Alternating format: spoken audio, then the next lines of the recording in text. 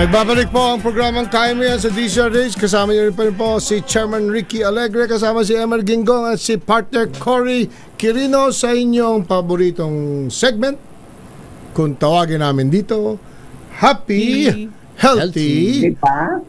With a little ubo at iba pa. Diba? Ayan.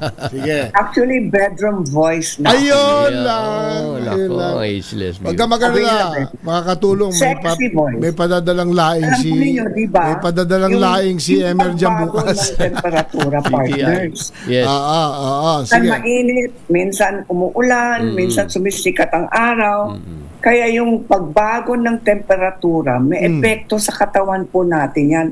Lalong-lalo na kapag senior na po kayo. Lalo na sa lalamunan. Yun. Tama. Siyempre. Ito po, number 1, sabi nila, tag-ulan, tag-ubo.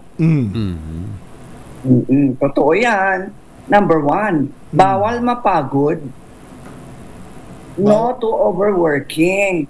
Sa tingin mo, kung kaya pa ng katawan mo, pero nararamdaman nyo na oops, teka muna, parang pagod ako.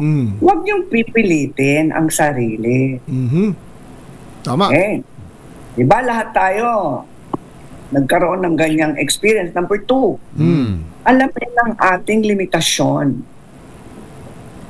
Alam natin superman tayo, superwoman, pero hindi naman. Kaya alamin ang ating mga limits. Number 3, napakahalaga po ang tulog. Yun. Ang tama at sapat na tulog. Tama. Sleep. At bawal talaga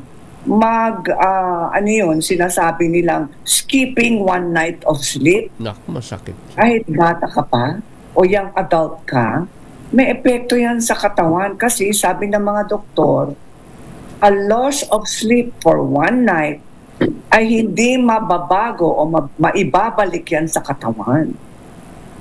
No return. Pagka napuyat ka, hindi mo na mababawi. Hindi talaga mababawi yun, partner, sabi ng mga doktor. Number 4, kailangan takpan ang lalamunan o likod kapag pinawisan po kayo. Sana meron kayong bimpo, tuwalya, ganon, sa likod. Pero wag maiwan. Sabi nila hindi totoo, pero totoo naman yon. Yung natutuyo yung pawis, natutuyo ng pawis. Tapos yung overexposure naman sa malamig, hindi rin maganda yon. Halimbawa, mainit na mainit sa labas, tapos papasok ka sa aircon room. Tapos paglabas mo, umuulan naman. Kaya nalilito din ang ating immune system. Halimbawa, may mga taong mahilig humarap sa electric fan, ang binubuga ng electric fan diretso sa katawan o sa dibdib. Masama po yun. Tapos pang-5, kailangan sa panahon ng tag-ulan, kailangan uminom ng salabat at may halong luyang dilaw. Yun. Hindi lamang salabat. Yan ang tinatawag nilang powerful combination. Tapos number 7, talagang bawasan po natin ang asukal o matamis kapag nararamdaman po natin na mahina ang ating katawan. Bakit? Ayon sa siyensya, ang asukal o ang sugar ay ang epekto niya sa immune system ay negatibo. Lalong bumababa ang immune system pag mahina ang katawan, lalong bababa kung kumakain tayo ng matamis na pagkain. Yung kaya pala, huwag na kayong Hindi nyo alam yun, no? Hindi, sugar, kaya binabanggit namin. Binabanggit namin yung pagkain na mapakla. Di ba, Cory?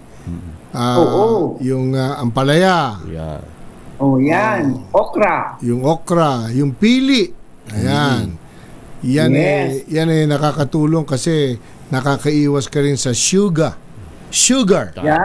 Tama yun. Laban. Tapos, kailangan talaga mag-ehersisyo. Hanggang maaari, kailangan mag-exercise araw-araw. Kahit 15 minutes a day lang po. Tapos, uminom tayo ng lagundi. Anti-cough po yun, yung lagundi. Soothing sa lalamunan. Oo. Tapos number 10, kailangan takpan ng ating lalamunan at likod. At number 11, alam po ninyo, ang ating emosyon may epekto din sa immune system. Nako, yan. Pag palagi kang galit o masungit, may negative na epekto sa ating immune system. Babagsak ang immune system po natin. Bakit? Kasi po kapag galit ang isang tao, na-stimulate ng ating katawan na mag-release ng asido. Pumapangit. Ayun. Oo, tataas ang acid level sa Masungit na katawan. nga, pang. At sabi ng mga eksperto, kapag acidic ang ating katawan o sumobra sa pagiging acidic, Nako. magkakaroon ng imbalance sa ating alkaline at acid levels. Ayun. Pag sumobra ang acidity naman sa kinakain po natin na walang gulay, walang prutas na alkaline, at palagi tayong galit o masungit o mainit ang ulo, tataas din ang acid level sa katawan. Kapag mataas ang acid level, mas lalong babagsak ang immune system. Wala na po tayong resistensya sa mga bacteria at viruses. Kaya wag kang masungit. Kaya pala si Mayor Guo palagi nakasmile. Ay, syempre na. Nag-aaral lang po ako. Oo. Tapos, Bilang na ang smiling days. Vitamin C. Ano? Vitamin C, tama. Kailangan may vitamin Dahil C. hindi natin ginagawa. Hindi natin ang ating katawan hindi pinoproduce. Iyon. Oo. At mula ngayon, mulang itong Sabadong ito, mag-uumpisa na po tayo ng mga positive affirmations. Yeah. Yung pagiging positibo ang ating katawan, kaisipan, at kaluluwa. At ang ating affirmation ngayon ay gagaling ako. Ayun. Gagaling ako. Oo. In fact, i-announce na natin ngayon, simula next Saturday, July 13. Ayan. July 13. Ang aming second segment, nilalagay na namin yung happy, healthy at iba pa, at yung positive vibes. Yeah.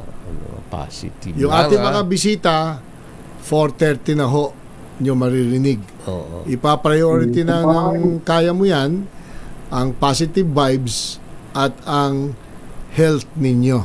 Iyon. Kailangan. Ang dami Mahal natin ang ating mga kababayan, kaya ang mangunguna ay ang kalusugan ng ating minamahal na Pilipinas. At dahil hindi nyo kaya yan kung hindi kayo healthy. Oo nga naman. Diba? Tama. Kaya mo yan Happy, pag healthy. ikaw ay healthy. Happy, healthy, Yun. hopeful. At positibo. At Hopeful. positibo. Kaya nga, Yun. H. Correct. At dahil nga dyan, pinaprioritize na ng kaya mo yan ang inyong health and wellness and mental health. Naku, dami mo. Siyempre, mahalaga po yun. Ayun. Sabi nila, ang kauna-unahang kayamanan ay kalusugan. Kaya yung mga nasa auto, mga nata-traffic, relax lang, huwag kayong magagalit. Tama-tama yung kauna-unahan di ba? Kasi ang stasyon natin kauna-unahan sa Pilipinas. Oh yes, 84 years anniversary DZRH. Di ba? Siyempre, abutin pa natin yung 100 years. Siyempre naman, happy tayo, healthy tayo. Diba? Yun ang importante. Tayo. Yan. Diba? At bawal na kasimangot. Bawal na kasimangot. Mga friends. Bawal ang pangit. Naalala ko yung mga ating nakasimangot na nga, pangit. Teka, marami kang papatiin, Emer. Oh yes, of course, the Should Region 3, Engineer Ayun. Jonathan Francisco at Ayun. lahat kayong mga nasa Region 3, lahat ng mga, ay naku, thank you sa pagtulong sa amin. Batiin ko lang si Attorney Tony Bernardo, kasama kong nag-meeting kanina. Babuhay ka, Attorney Tony, at sa mga efforts mo sa tulong sa bayan. Of course, babatiin ko lang yung mga taga Clark. Yun, nako. Nag-TikTok kami ni Randy Santiago kahapon. Hanapin niyo, nakakatawa. Dinala pa sa Inquirer Gold. Kamusta naman? Pinakita kami sa Talaga, Inquirer Gold. okay ka. Kung paano kami nag-TikTok sa Gold Okay, Coast. nakakatawa kayo ha. And syempre, Camera Club of the Philippines. Camera Club of the Philippines. Siyempre, Fred Yuson, Yes. Team Abejo. Very successful event at Yeah. Clark Mimosa. At dahil dyan, mukhang Doon na kayo paplano lagi. na Doon sa na. second event. Ayun, No? of course. Of course. At Yung pila, Cory, yes. Oo. may babatingin ka, Cory. Cory, yung mutya. o syempre, Mutya ng Pilipinas, Pampanga, congratulations ang pageant nila ngayong gabi. Uy, Mhm. Saludo po ako sa mga kandidata ng Mutya ng Pilipinas, Pampanga. Kailan ba ang Kamay din national? po kami, Kailan ang partners. national pageant? Nahanap na nila yung bangkay ng dating kandidata namin oo. sa Mutya ng Kawawa Pilipinas, naman yun. Pampanga. Kawawa Kaya nakikiramay po kami sa pamilya ng aming kandidata, kaya kay Geneva. So, with all our prayers and wishes for consolation. At sana maimbestiga at malaman kung sino ang gumawa niyan. Sa dalawa yon, di ba, Cory? Yung contestant at yung taga-Israel. yes. Oo. Kawawa naman. Kailan ang mutya uli, Ma'am Cory? Kailan ang national pageant? National? Ang Mutya ng Pilipinas ay gaganapin September 6 6. sa PhilOil Arena, kaya abangan. September Ang 6. aming general screening ay gaganapin po sa Agosto 14. Yeah. Kaya sa lahat ng mga aspiring beauty queens, we are ready for you. Yung. Saan ka, Mutya? Saan ka Aba, mutya? kailangan na mag-imbita tayo ng mga candidates. Oo naman, syempre. Dito, imbitahin Okay. Cory dito sa studio. Oo, at marami ring mga mababait na mayor na tutulong sa atin. Ay, oo. Lalong-lalo na sa Pagsanghan at Los Baños. Yeah, thank you po, mayors. Iyon. Banggitin ko lang Yes. ang PSBL. Yan, magaganap. Isang amateur league, basketball league. Coming this month, PSBL magaganap na. Ngayon, this July. Opening po sa July 23 sa Smart Araneta. Yan, Oo. kasi mga new talents ito kasamang Emer na mga basketball amateur league. Yan. At kung tawagan ay Perlas ng Silangan Sports Plus Program. Perlas ng Yun. Silangan. Ay, oo nga pala. Partner, binanggit niyo yung Perlas ng Silangan. Meron naman Perlas ng Silang sa Silang, Cavite. Aba. Napakaganda. Kailan? Ito po ay napakagandang flower park, plant, ornamental plant at flower park Ganda para yan. sa mga pamilya na gustong dalhin ang kanilang mga anak. Napakaganda po doon. Napakaganda pala niya. Sige, puntahan natin yan. Madalas ako sa Silang. Perlas ng Silang. Okay. Oras ating 4:59 po ng hapon. Magtatapos Yan. po ang programang DCRH. Kaya mo yan. Tandaan nyo, tuwing Sabado, alas 4, alas 5 ng hapon, dito pa rin sa himpilang DCRH. Ang programa, at ako po si Chairman Ricky. Ako po si Cory Quirino. Ako po si Emer the Generous Gingo na nagdadasal mananalo ang Gilas Pilipinas. Mamaya yan. Yes, 8:30. 8:30. Kita-kita tayo sa inyong paboritong programang Kaya Mo Yan! Yan. God bless!